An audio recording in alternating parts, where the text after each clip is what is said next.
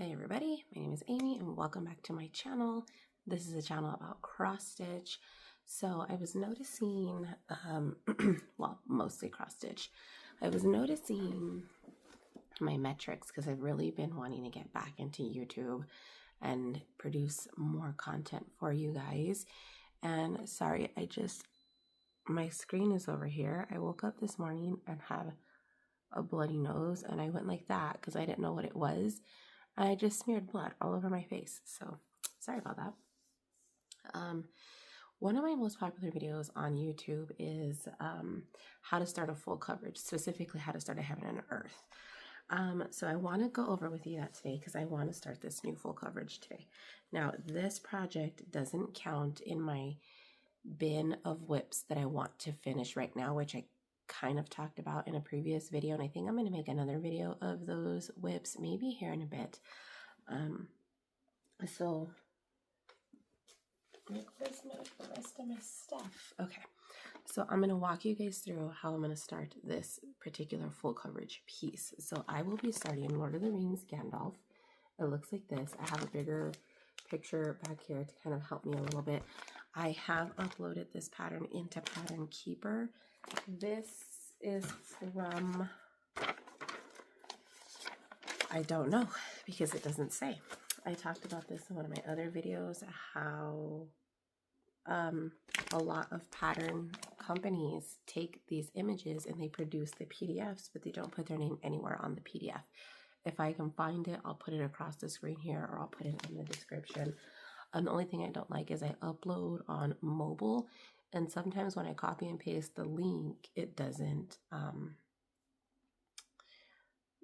like I make it clickable. So I have it in Pattern Keeper. I have my tablet here ready to go, so that's fully charged and ready. I have the picture, and then I have my floss. I have all of the ones that I've had to like deskein here, and then I'm also still working through a lot of bobbins that I have, and that's fine. They're all here. These I'm going to leave and just stitch from the bobbin. They do have a little bit of a crease on them, but I don't notice it so much in the stitching. And then I have all of the skeins that are multiple, not unskeined. I still have them here, so eventually when I run out of those, I'll switch them over to here. These are all handmade tags. My favorite tags are these that I made. These are, well, I guess floss drops, cards that I bought at Goodwill. I found them in a whole bag like this, and I bought some stuff to cut them with. I lost my actual tag cutter recently, so I already have all of those, and when I started making new ones, I had to make circle ones, which I'm not a big fan of the circle ones, so I really need to find my tag punch. My kids swear they don't know where it's at, but it looks like this.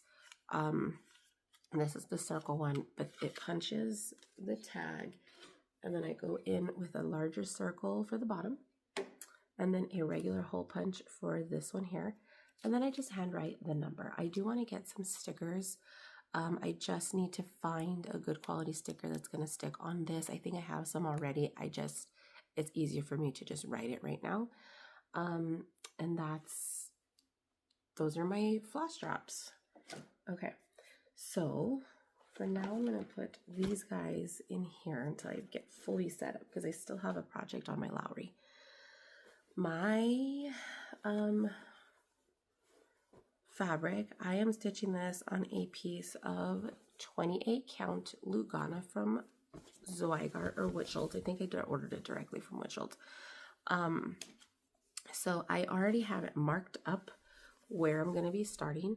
So I took the measurements of my fabric and I drew some lines here, and in a minute I'm going to come in and I'm going to figure out where my first stitch is going to be, and it's going to be there. Now you can see I don't have a whole lot of space here, which this is an adequate amount for framing, but it's not an adequate amount for my Lowry. A lot of people use a hoop, and so not my Lowry, my Q-snap. A lot of people use a hoop. I'm going to be using a larger Q-snap. I think this is the 11 by 11. And I sewed on some extra scrapped fabric that I had in my fabric bin so that I could use the Q-snap with it. So what I'm going to do, I'm going to find my point here. I'm going to put a pin in it. I like to use these with the head like this. I'm going to put a pin in it, and then I'm going to put it in my Lowry stand, in my Q-snap and in my Lowry, and then I'm going to come back and I'm going to show you guys how I actually start the project, okay? All right, everybody. So welcome to the video part of it. Now I'm going to try to put the, what's it called right here on that side? The, I can't remember what it's called now all of a sudden. The recording. So I'm going to pause here so I can start them at the same time. I've never done this before, so I hope that it works. Importing the video, I hope I can bring this video to my phone. I did not bring my tablet stand, which I should have. It would have been much easier for me, but you know what? We're gonna figure it out like this. Okay, so we're gonna start. I have marked roughly where I want to start this stitch. Before we start, yes, I know my hands look pretty rough. I just spent a year wearing acrylic nails to cover up my nail psoriasis. But I unfortunately ended up hurting my hand a little bit more and had to take off my acrylic nails so that I could gain some strength in my fingers that don't have nails on them. And so it looks awful, and I'm deeply sorry for that. One of them looks way worse than the other. Yes, they hurt.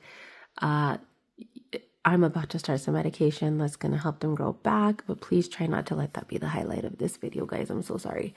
It is out of my control. All right, so we are starting Gandalf. If you forgot what that looked like, I'll pop a quick little picture right here of this guy. I could not find the digital file. I don't know where I downloaded this guy from. I have the digital file on my phone. I misspoke, but I couldn't find the store. I tried searching through my Etsy and I couldn't find it. I only went back like 2 years. I don't think the pattern was that old. It may be. I might have to search on my computer and see. That being said, let's go ahead and see where we're going to start. So first thing that we are starting with in the corner of wow is already something that I'm going to need to travel with. So I'm going to fill some stitches in first. So I'm going to actually start a couple of squares over. Something about me is that I don't I'm trying to figure out how to use the pattern keeper. Why is it not showing me? Oh, they changed it. Okay. 918. Interesting. Okay. So something about me is that I don't exactly start everything like the way that it's supposed to be started. And that's just me. Of course, it's going to be one that's on a bobbin for my first one. I don't necessarily start like particularly in order. Like this one, I have one stitch, and that one stitch is not where I want to be, so I'm not going to start that stitch. Where in tarnation is 918? 8, here we go. Jeez. I may not add the video until this point. I'm not sure of the X recorder, the one that I'm using. Okay, I don't want to cut this too long. That's too long. So this is actually starting the full coverage piece and putting the first stitch in. So what I'm going to do is 2 over 1. Tent or continental, if I'm being totally honest, I don't know 100% the difference between tent and continental because I haven't bothered to educate myself on it. Don't come after me for that. I just do a stitch the way I recall seeing a video on it previously, and it doesn't necessarily mean that I'm correct in doing that stitch, but this is how I'm doing it. So I'm getting my first thread here. I'm so sorry that this is taking longer for me to start than anticipated, but this is the reality of starting a full coverage, or really any cross stitch. So where is my favorite needle? It's not that guy. Definitely not that guy. Oh, you know what? It's on my TARDIS. So I'll just use this one. My allergies are allergying. I don't know if I ate something I wasn't supposed to have. I'm still trying to figure out that aspect because I just got allergy testing and apparently I'm literally allergic to everything. Okay, should explain why I've been feeling so bad for so long. Okay, doke. So 2/1 tent or continental, I like to go this way. I don't know if you can see. So I like to go bottom left to top right. It just makes the most sense for me. So I need to start 2 stitches over, and I'm going to start with this guy first. I like to come in with a loop start. What I didn't already say is that this video is probably for beginners, not for beginners, for people who have stitched before. Okay, first stitch down. So it's going to take a couple of stitches for my stitches to lay. I don't know if I like this stitch. It said this was 28. Let's do a couple. 1, 2, 3, 4, 5, 6.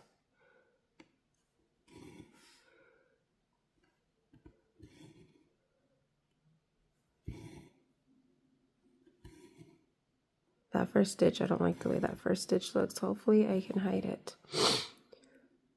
1, 2, 3, 4, 5, and okay, this looks better. 6. What happened to this guy here? Hopefully I can get him fluffed up. So I'm going to stick with what's in this box. Now my back tends to look a little lumpy, and that's fine. Because I don't care about my back, and I don't mind wasting a little bit of thread in the back if it means that my stitches are going to look better. Now coming back across the other way is going to look better. Now I need 4. That's 1, 2, 3. I keep skipping a stitch. 1, 2, 3, and 4, because this is how I like to lay my stitches, is this way. So there's 2 stitches left, and then pulling back across to go bottom to top. It's hard to do this motion when you are going the opposite direction. And this is how I lay my first stitch too when I'm using full cross. Anyway, okay, I want to make sure that I mark off where I'm at. Then I'm going to do the same thing because I'm skipping a stitch here. So this might not be traditional for what you guys would stitch or how you guys would stitch, but this is how I do it. You can call it wrong if you want, and that's okay. My projects come out fine, and I stitch for pleasure, and I don't see any like damage or anything with my end products, even over the years if I were stitching this incorrectly or whatever the case may be, but it is what it is. I think I'm gonna have to do, okay, no, we're fine. This stitch is making me mad. I might have to pull at it. Let me do that. Trying to straighten him out. There we go. That's a little better. I need 1, 2. I do like to park as well. This one is going to be 1 and 2 here. I have so many projects that I want to work on, you guys. It's insane. Like, oops, I shouldn't have done that because now I have to go the opposite direction, which I don't. I'm going to skip that stitch and come back because I don't like that.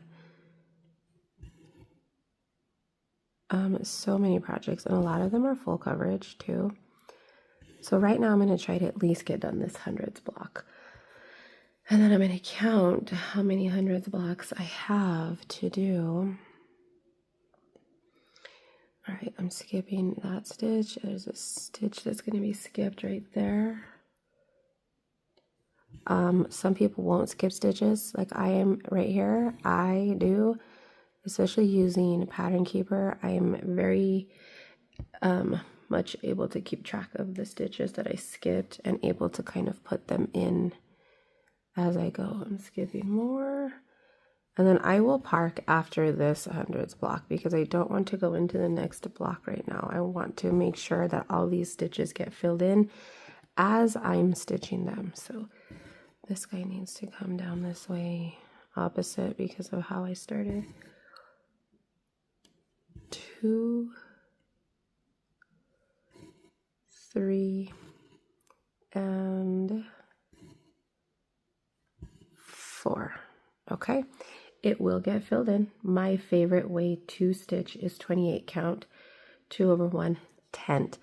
Now for this project, I am parking in the bottom right corner, and I am going to park this guy right there, and I am going to mark it on, nope. There we go. He is parked, and I will put him out of the way. And then let me put that pin back because that pin is in my way. Let's see what color is next. I don't know if I should come up and use these arrows or not. Yeah, I'm going to use this arrow, but I'm just going to do the 2 stitches and I'm going to come back and park because I don't like that. 839. There's a lot of 839 in this project. And of course, that's another one that I also have on a bobbin. Why are you doing this to me today? I hate bobbins. That can't be right because I don't have 839 on this bobbin. They might be out of order.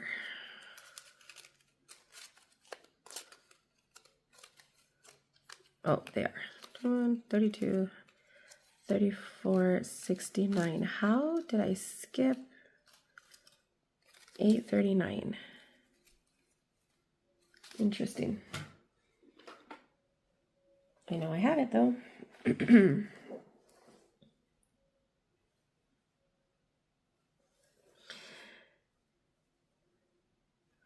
Oh, did I get 938 instead of 839? Oh my Lanta, you don't know how many times I checked the floss that I needed. Is it brown and I'm just looking for the wrong color? Well, that sucks. You just don't have any idea how many times I checked that I had the right floss. I don't have this floss. I have a lot of 938. Do I even need 938? I do need 938, but 839. Oh my gosh. Hold on. Let me check this other bobbin. 844, 842, 841, 840, 918, 920, 921, 975, 839. It is in the wrong place. These guys are not in order. Thank the Lord that I even have this color, because that was scary. So when I stitch full coverage, I do take off shorter pieces and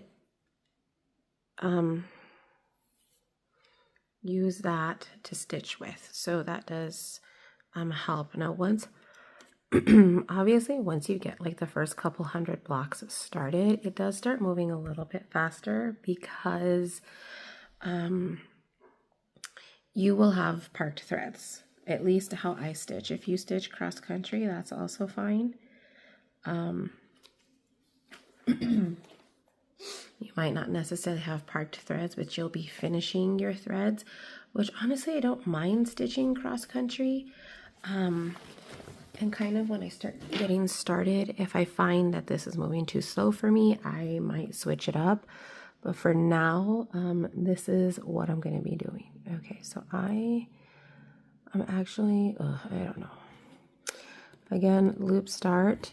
I only have these 2 stitches in the top corner. So in order to make, there we go. That's what I should have done the first time, was to make that one tighter. I pulled it too far down. So that's something you need to be mindful with tent stitch, is that you could pull your thread too tight and then the stitch slips. So you need to be careful not to do that. I will park this guy and we're gonna move on because I don't want to carry all of that. Now this guy has quite a bit. Are you gonna click or, oh, I'm in the wrong. There we go. That's not quite a bit, but he's enough that I can carry him into the next one. So let's find 221. Lots and lots and lots of brown, you guys. Lots of brown. 221. Again, not in my flash drops. What is going on with these bobbins today? Everything seems to be on these bobbins, and it's irritating me because I hate bobbins, guys. 9, 8, 8, 221. Here you go. Another shade of like rust. The other one was a little bit short, so I'm going to make this guy a little bit longer and cut. So as I was saying, this is just the reality of, I messed up the cut on that one. Where are my proper scissors? The reality of stitching is it just takes a long time to do stuff, and nothing's perfect. Is it windy? Oh man, we were supposed to go for a ride on the motorcycle today,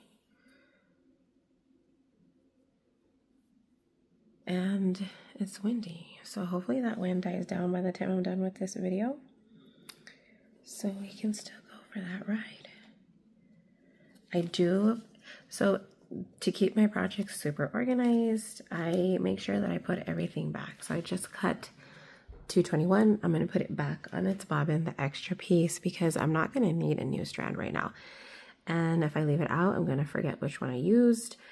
If I kept my floss like in bags or some other way, I could totally just leave everything and the project would move faster, especially for this video, but that's not the case. So that's all. We've got 31 stitches in, and we're at 0.03 out of, holy smokes, 100,000 stitches. First stitch is gonna go here. I know some people keep needles on their threads. I seriously thought about that, leaving them on needles. But then I just can't imagine having that many needles hanging down. And then eventually when you have a ton of threads, I feel like you would just have so many, these colors are damn near the same, so many needles that they would just all get mixed up. And then when I'm trying to find the needle, I feel like the needle's just going to fall off the thread from pulling the thread out. And so that's why I haven't done that. And it does suck having to like rethread every time, but it's also not like the worst thing. So this one, I'm going to come from this bottom one up and around. May not be your traditional way of seeing somebody stitch, or maybe how you like to stitch, and that's okay. Like I said, we all have preferences. I don't want to block the stitch in, but I'm going to do that color next. And I'm not going to start with that one either. That way, that looks like it's going to be hard to get my loop in anyway. Okay, so there's that. I'm going to do this guy right here. I stop to mark my chart. And then I'm going to come down to this guy. I prefer to go from bottom left to top right. And then we're gonna do this guy, this guy. Unfortunately, that ends where I need to begin, so I'm gonna do that stitch there. And then he's gonna be parked in this next block right here. So this is as far across as this block goes. And he's gonna be parked. Oh, is it parked in the same block that I just came up in? Yes, it is. Choo. Oh, I went the opposite way. Perfect. So park you there. Make sure I'm in the right spot. Yep. I don't use any sort of like those circle things or anything like that. Those kind of just piss me off. All right, now I want to do this guy. First, I want to see where I can park him. Yep, next block as well. Perfect. 300. I don't think I have 300 in my floss thing either. No, he's on a bobbin. Unfortunately. 300. Another shade of brown. Surprise, surprise.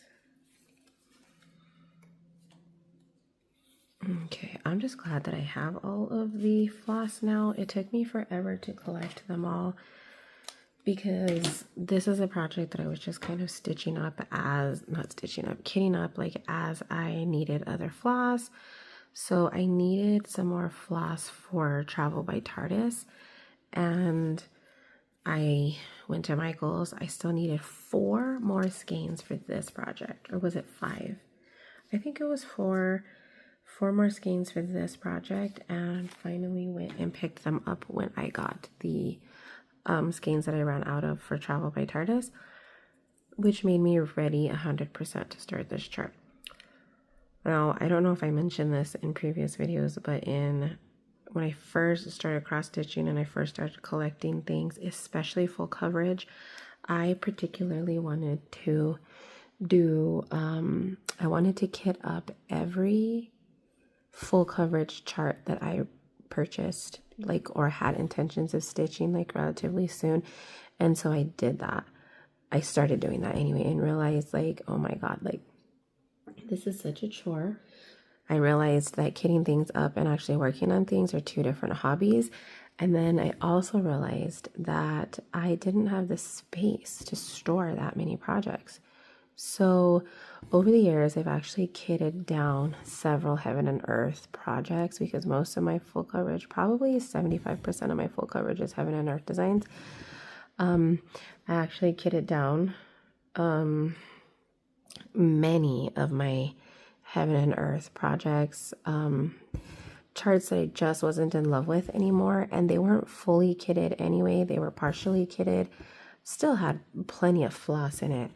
And so I just was able to pull some of those flosses to be part of like some other projects that I was more passionate about.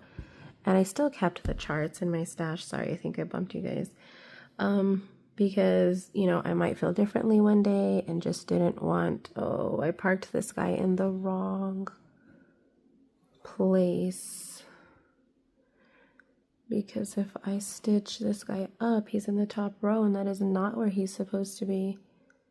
There should only be 1 stitch in between my other 2 parked stitches. Good thing I noticed. And I wasn't far enough along that I realized that I have the wrong color. So I'm going to bring him back down. Whoops. I pulled a second needle.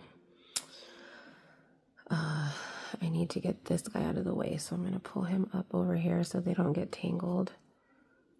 I'm going to stitch back down, park him in the right place, because those guys should only have 1 stitch in between them.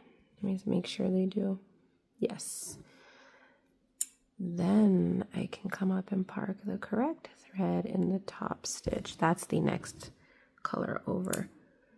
Look at these 3 colors. They look so similar, and you can't even see the brown that I put in with these guys.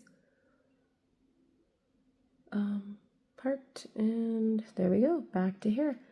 This X is literally 3 stitches, and I don't like counting that far down.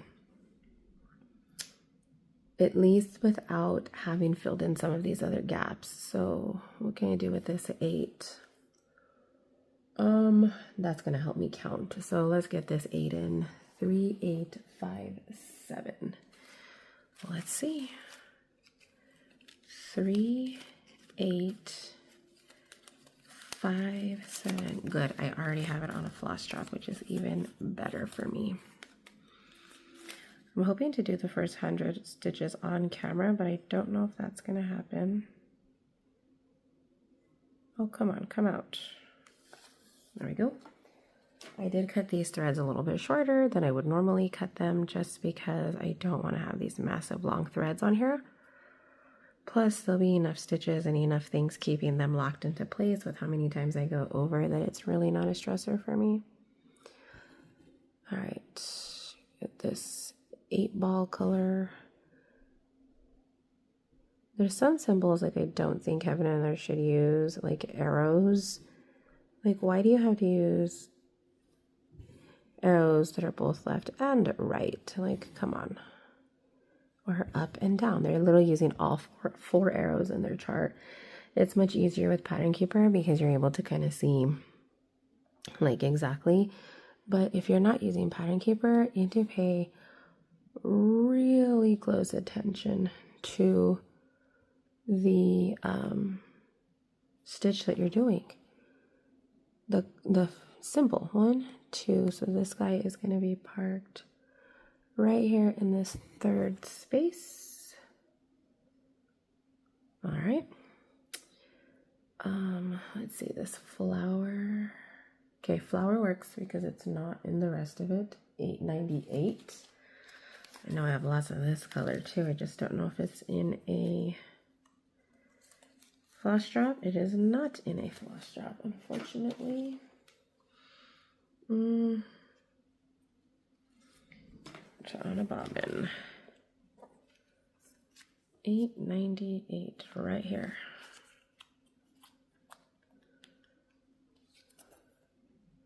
One more unravel. I know some people like count how many unwraps they do. I don't. I just go with my heart's content and kind of figure that out. Pull a thread out. We are on 53 stitches. Not too bad. A little more than halfway my goal. But I think you guys get the idea. Hopefully it's zoomed in enough that you guys can see what we're doing. I need to take a drink of my coffee after this. So these guys, I kind of like how these stitches are right here because they're coming along down the sides, and it's enabling me to be able to have a good base to move right without anything crazy. I really want to get out Heaven's Window, which is also another full coverage, but that one I'm working 2/1 full cross with 18 count Aida, and I'm actually really excited about that one. That one though, I was a little irritated with because it's one of those where you just really have to trust the process, and I have not been trusting the process, and it's been kind of irritating me, and I don't know, like it doesn't look like the picture, the colors. I'm gonna do it anyway because I know, especially with Heaven and Earth, it's really, you're supposed to trust the process, and so I just really haven't been, you know. All right, I got that stitch and confusing myself. Then this guy shares this stitch, and then the next one I'm gonna park right underneath it because I don't want to start any other blocks right now. I don't want to put myself in a position where I don't have any of that thread and then I need to end it yet because I don't feel like I don't have enough foundation to end any of these threads because they're not going to be locked in. All right, let's do one last color and I think we'll be safe to move on. I don't like that. All right, I need to get this X in 433. I think this one's also on a bobbin, unfortunately.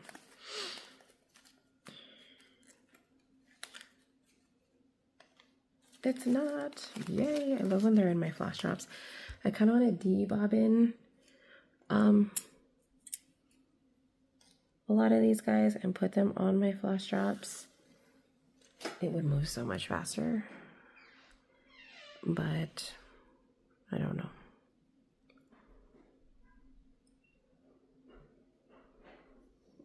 My daughter has a bunch of friends over. Now I get to come in and fill in this gap right here. They're probably like, why is she talking to herself? I have been so excited to start this project for so long. I just rewatched Lord of the Rings. I have like 40 minutes left of the Two Towers, and then I have the Return of the King, which I just randomly started it one day. I should have been stitching this while I was watching it though, but I think I'm gonna put it back on and stitch it while I'm watching. Actually, yeah, stitch it while I'm watching. Okay, so I have these two parked guys, and then I hope you guys can see. One stitch here. 2, this helps me. 3, some of you guys are able to just kind of see the stitches a lot better, and it works for you. That doesn't work for me. I need to count and carefully count because I've messed up a full coverage before, and that wasn't fun. Ended up needing to start over because I was missing like a whole row, so that was not cool. There we go, the first 59 stitches of A Heaven and Earth full coverage chart. Hopefully this was a little bit helpful for some of you, and you were able to kind of see like how somebody does it. So many different ways to stitch. I'm really excited to finish this first hundreds block. I think I'm going to go diagonally. For me, starting diagonally, the first 3 diagonals are not the first 3, but the first like blocks are really hard for me to figure out. So I'm going to turn that recording off so that I can move the chart in the thing, and I'll show you guys what I mean. So what I mean is the first stop. Okay. What I mean is the first 3 diagonals, so this one, and this one, are really hard for me to like visualize on the, can you see? There we go. This one, and this one, to visualize as I'm stitching it, because it for some reason looks different, maybe because of the size. And so once I get these 2 in, and then I'm able to go do and kind of get to this point, then I feel like I can find my place a lot better. It also helps if you start diagonal to stay diagonal, at least for me with counting, because I can easily get lost because I tend to cross country a lot, which I kind of still do even when I'm going diagonal. You can see like how I've kind of done that here a little bit, but you know what? Again, you do what works best for you, and over the years you find what you like, what you don't like, and again, just what works. So anyway, I'm gonna end this here. Hopefully this is less than an hour, and I will hopefully catch you guys in the next video sooner rather than later. Bye.